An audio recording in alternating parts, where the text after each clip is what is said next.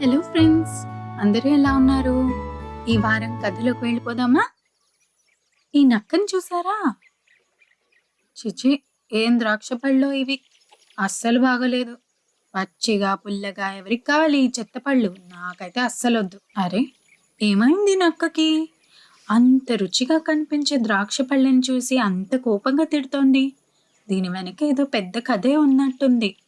రండి, వెనక్కి వెళ్ళి అసలు ఏం జరిగిందో చూద్దాం. నక్కబావ ఆకలితో నకనకలాడుతూ ద్రాక్ష తోటలోకి వచ్చాడు. అప్పుడే తనకి అద్భుతమైన ద్రాక్ష గెల కనిపించింది. అబ్బా, తేనెలాంటి ద్రాక్ష పళ్ళు! ఈరోజు నా పంట పండింది. కానీ ఇవి చాలా ఎత్తులో ఉన్నాయి.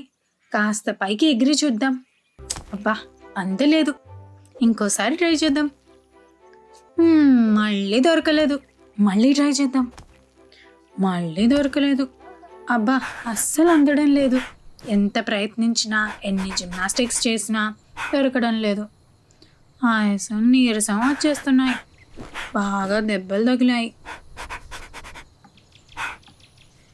పాపం చాలాసేపు ప్రయత్నించి అలసిపోయి ఇక తన వల్ల కాదు అని అర్థమయ్యి ఓటమిని ఒప్పుకోవడం ఇష్టం లేక అప్పుడు మొదలుపెట్టింది నక్క అసలు నాటకం.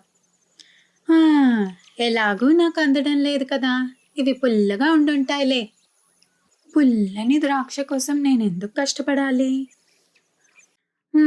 ఇప్పుడు అర్థమైంది కదా నక్క కోపానికి కారణం. ద్రాక్షలు అందకపోయేసరికి అవి పుల్లనా అని సాకు చెప్పుకుని తనకు తానే సర్ది పెట్టుకుంది.